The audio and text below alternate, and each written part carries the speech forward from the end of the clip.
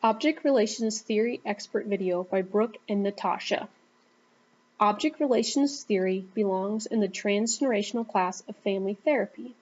This is the oldest class of systems theories, which includes Bohemian and contextual family theorists, since they are all based on the application of psychoanalysis on families as a whole. Object relations theory was formed when specifically looking at how oneself was influenced by the first years of maternal attachment. It is based on Freud's psychodynamic theory. Freud believed that how one was raised by their parents shaped one's self unconsciously. Every baby is born with two drives, one sexual and one aggression, that want to be pacified. As a child progresses through the stages of developmental, starting with the oral, then phallic, then latency, and finally genital stage, he or she develops an ego, and then a superego to first learn self-control by delaying gratification, and then a conscience. During the phallic stage, a boy will fall in love with their mother and a girl with their father, and in turn take on the gender identities of their same-sex parent. James Framo combined object relations and family systems theory. Framo was among a few who started in the 1950s, met with families in order to concentrate on the influence of multiple generations on each other. He theorized that how one was raised could influence one's current marriage and child interactions. He brought adult clients' parents into the room to help work out these intrapsychic and relational issues. Norman Paul believed in transgenerational influences and systems. He also saw patterns of behaviors continuing into the next generation. He too believed that one's experiences as a child and how one was raised influenced how one currently interacted in their marriage and with their children. Often these childhood experiences are subconsciously influencing the level of functionality of their current family life. Another key contributor and historical figure of object relations is John Bowlby. Specifically, Bowlby's attachment theory, since it is the basis of object relations thinking. Bowlby theorized that as infants, one is born with a need to attach to one primary caregiver, which usually was the mother. He believed all the behaviors of the baby, such as smiling, crying, and eventually crawling, are inborn methods to achieve the goal of having that constant, close object nearby. This attachment is reciprocal for the mother as well, and is the basis of how one socially bonds and interacts with others the remainder of one's life. Without this primary attachment, Bowlby believed an individual could have mental disorders, lower intellectual abilities, and deviant behaviors. Dave and Bill Scarf are currently the leading object relational family therapists. They believe that married couples become one combined personality. One partner is projecting their own desires they have pushed down into their unconsciousness onto the other partner. This occurs simultaneously with each other. Through a safe and active listening environment, couples learn to find those repressed parts of their own self. This safe place of growth is referred by the Scarfs as a garden, where all individual members can develop in safety and love. Some key themes include internalized object. This occurs when needs are unmet for attachment from one's outside source, such as the primary caregiver, who usually is a mother. The creation of an internalized object happens as the infant experiences inadequate bond needs, so feels disappointed and abandoned. The infant creates an image of their mother inside themselves. To deal with the feelings of rejection, the self splits into three parts, one which is good and two separate bad portions. These parts include the core self with a secured bond to the idealized, optimal, internalized object, or the good part. One of the bad parts is yearning with self-anguish but unattached to an exciting, alluring, internalized object. The second bad part is rejected and angrily self-bonded to a despised internalized object. Projection of internalized or repressed ego is another key theme. This projection occurs when the child connects their negative feelings from their unconscious, repressed, internalized self onto another object outside of themselves. First, it may be projected to only part of a person, such as the mother's bosom, then to another whole individual, like one's spouse, later in life. Internalized objects can influence individuals as they become adults. For example, the partners one chooses for marriage might be influenced by finding someone that fulfills that push down internalized part yearning for excitement. If one significant other is not accepting the projection of the spouse and helping them accept and modify it back into them through introjection, the marriage may be dysfunctional. In addition, mental disorders may develop like borderline personality disorder if the individual does not combine one's internalized self into one whole as they have matured and unified both the good and the bad portions of their internalized self objects together.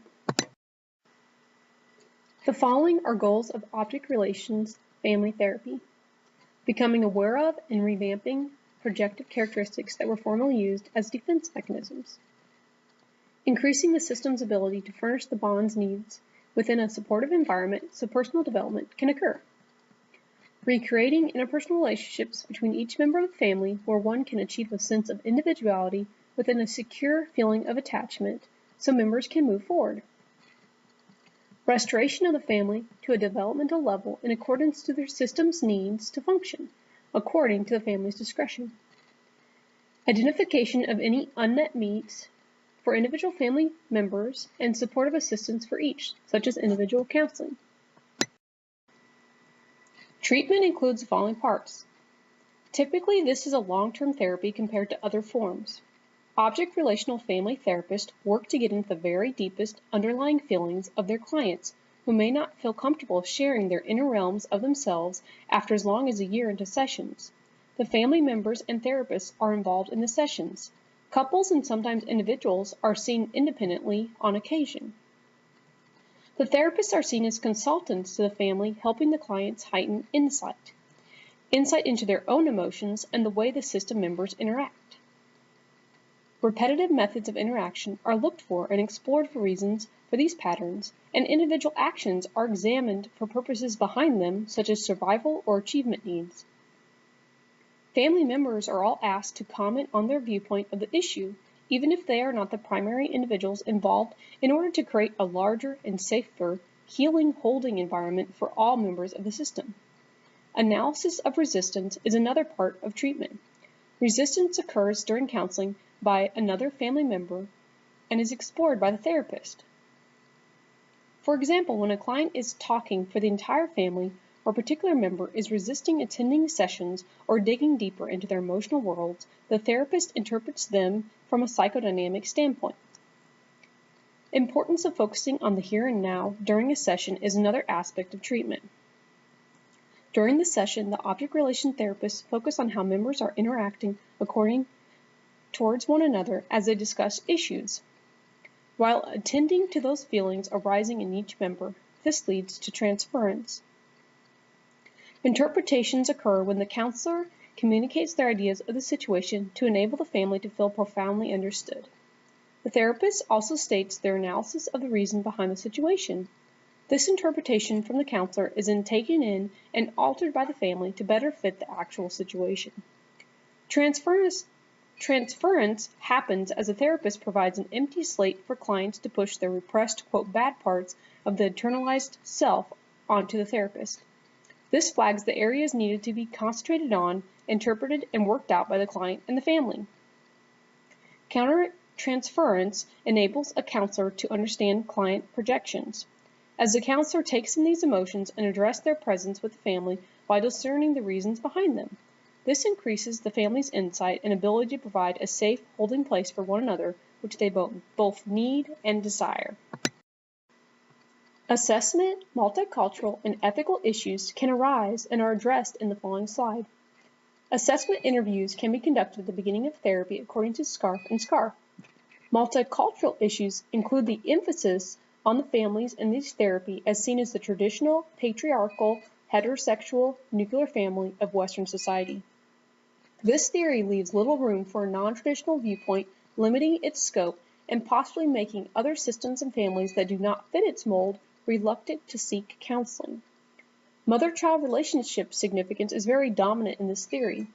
Although some modern object relation theorists have turned to more gender-neutral terminology, such as child caregiver, to be more accepting of diversity within family dynamics.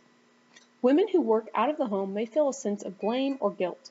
The major concentration of how a mother interacts with an infant may create these negative feelings in a client who attends object relations family therapy. Positive includes how one can find one's own prejudice through transference and countertransference. In the process of interpreting these occasions, one can examine if sexism or racism or other biases are at play in their own selves. Ethical issues of unequal access of this lengthy form of treatment for clients from lower socioeconomic levels is another concern. The way you might conceptualize a couple is by looking at a number of factors, specifically looking at where the imbalance is between family members, remembering that this can be both conscious or unconscious, looking at attachment patterns between each member of the family or couple, and seeing the ineffective patterns they bring. A large portion of this particular theory relates to everything stemming from early relationships, remembering that we're influenced by our wanting to connect with others, and our early relationships certainly influence that and onward into our future relationships, and subsequently what we might see in the family, the products of early relationships for that person playing out in front of you during your sessions. As mentioned earlier, the therapist is the consultant. We don't give the answers. We help the family come to that place of figuring out the answers for themselves with some guidance. Remembering the garden analogy from the textbook, and mentioned earlier, the therapist helps the family to get back to functioning effectively. Some possible techniques, in addition to the ones mentioned earlier, might be behavioral interpretation or the because clause. Both are ways for the therapist to help the family figure out what the pattern is and then why specifically it's happening. While reading on the theory, there were two particular quotes that I found to help understand our role as a therapist, but also the theory in general. So the first one comes from the Scharfs themselves, experts in the theory. So this particular quote talks about how the therapist works to create an open space and an open environment where the family can explore these patterns and explore their emotions and transference and your countertransference, for example. So saying, creates a therapeutic environment in which the couple's patterns of defenses can be displayed, recognized, and understood until the underlying anxieties can be named, experienced, and worked through together. The other quote I found from a different theories textbook talks about the theory itself by saying objects are not things. Objects are internalized versions of people. So I think that's really important to keep in mind since internalized objects is a really big theme throughout the whole theory, and I found that helpful just keeping in mind as we continue on. All right, let's jump into our case study. So the clip that we chose to talk about with object relations theory is a clip from My Big Fat Greek Wedding. If you haven't seen the movie, it's great. I recommend watching it in its entirety. But for the purposes of this clip that we'll show shortly, you want to keep a few characters in mind. So we have Tula, who is the main character, Nick, her younger brother, the mother and father, Maria and Gus, and then, although she is not in this clip, but will be important, is Athena, who is Tula's older sister. Some background is for Athena is that she is the older sister, she's married, has 3 children, and is essentially living up to the expectations that her family has set for her. So keep that in mind. The situation for this particular clip is that Tula wants to go back to college, and her father is very resisting of this idea. He's not too happy about it. And then in the second part of the clip is showing Maria and Gus, so the parents, arguing after this initial situation. So seeing how this situation impacted them and their relationship. So some things to look for and to keep in mind are, again, the relationships and the reactions between each pair of characters. So looking at facial expressions, how their body language, the space that they're in, where are they, how are they reacting and relating to each other? What are the reasons why they might be reacting the way they are? What patterns are they exhibiting? Keeping in mind Athena, the older sister, and how she might be impacting these expectations and what's happening in the family. And then also thinking about influences of culture and how that might fit into this theory or how it might not fit into the theory. Like this, Pops? For the new menu? Where do you get that? I drew it, Dad.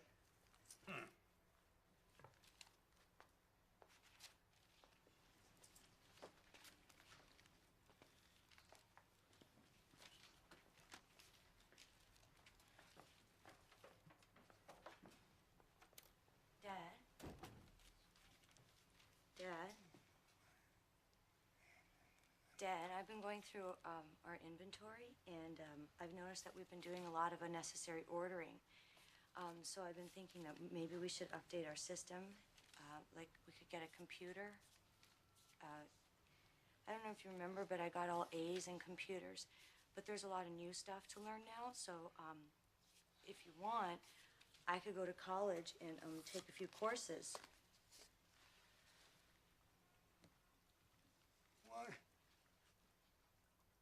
Why you want to leave me? I'm not leaving you. Don't you want me to do something with my life? Oh, yes. Get married, make babies. You look so old. Ah.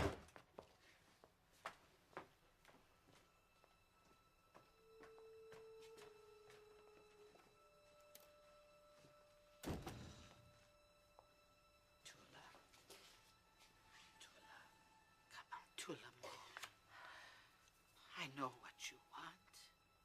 You have, how you say, you have a spirit. Huh? You want to see things. You want to learn. I know, you're from my side, huh? Come on. Don't you worry. I'm going to talk to him. Ma, Dad is so stubborn. What he says goes. You know, the man is the head of the house. Let me tell you something, Tula. The man is the head, but the woman is the neck. And she can turn the head any way she wants. My baby. No, don't cry. Come on. And what is wrong with Tula going to school downtown? Is drugs downtown? What are you saying? Are you saying that Tula will get involved with drugs? No, but somebody will say to her, take this bag down to the bus depot, and she'll do it. She is not stupid. She's smart. I know she's smart, so what for she needs more school? She's smart enough for a girl. Oh, you think you're smarter than me, huh? No, I mean, you know. What do you mean? I run the restaurant. I cook. I clean. I wash for you. And I raise 3 kids. And I teach Sunday school. You know? It's lucky for me I have you to tie my shoes. Maria.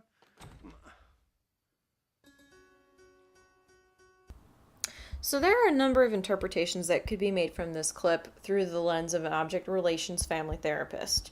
And I'm hoping to only touch on a couple main points and let you think about what other interpretations you might make. So to start, the textbook talks about one of the techniques called first considerations. So looking at where everyone is sitting in the room, the interactions between each family member, etc., etc. You start by seeing Gus and Maria sitting in the same room but facing away from each other. Tula being literally positioned between her mother and father, so possibly feeling stuck between the opposing expectations they kind of have. And then later seeing how Gus and Maria, when they're interacting, how Maria is standing and seeming very defensive, and Gus is sitting down. So maybe that kind of shows some insight into their relationship. Patterns and resistance seem pretty blatant in this family. So seeing how Gus is pretty set in this pattern of what expectations he has for his children. So again, when Tula brings up her idea, he brings back with what he thinks her role is supposed to be. So showing a lot of resistance to potential change or other ideas in the family. You also see the mother-daughter bond, which is a pretty clear attachment pattern in this. Maria wanting to comfort, and then Tula having some resistance towards her father, and so connecting with her mother. You also want to remember how internalized objects relates to having an inadequate bond and creating this negative image of this person. So think about how Tula might feel when she's shot down. So it's possible that she is feeling this inadequate bond with her father. Maybe she's having this reaction to her older sister being successful, having been married and having children, and she's not fitting in this expectation from her father. Think about how all of that can interact with each other. An example of projection here could be when Maria is arguing with Gus later on in the clip. She seems to be taking out a lot on him, So maybe finding out what are some of her past experiences or past relationships with her that could be projecting out all of this anger. As the therapist, there are a number of routes that you could take, and remembering that object relations theory is meant to be a long-term scenario. So remembering how all of this is going to come out over time. So you want to obviously work to help the family gain some insight, help them to see the patterns that they're experiencing, the emotions that they're all experiencing, the transference, countertransference. You also want to note that interpretation is pretty heavily emphasized rather than assessment. So although psychoanalytic theories have used projective assessments, the Scharfs don't really mention use of assessments or genograms. It's mostly interpretation and the techniques that have been described earlier. You also want to be the object. So let the family, project all of these emotions and all of these scenarios out into the space. You want to create that environment where they're able to do so and where you are able to both support them but also confront the ineffective patterns that they have. You might look into some family history. So maybe these patterns are happening over multiple generations. Culture. So again, thinking about how culture can be seems to be really weaved into this family's patterns and how that might go against your theory and how it is really important for them. And then also you want to think about keeping the here and now. So keeping the family in the present, what they're feeling in that moment and expressing it in that moment. So to wrap this up, thinking about some of the main points to remember about object relations. So remembering that it's one of the transgenerational theories and evolved from psychoanalysis. It's really heavily based in attachment theory, so how early relationships influence later ones, particularly the mother-child relationship. How David and Jill Scharf are the current object relations theorists, and then internalized object, meaning your perception of people, not things. Remembering projection, repressed objects, and resistance are all really key in this theory.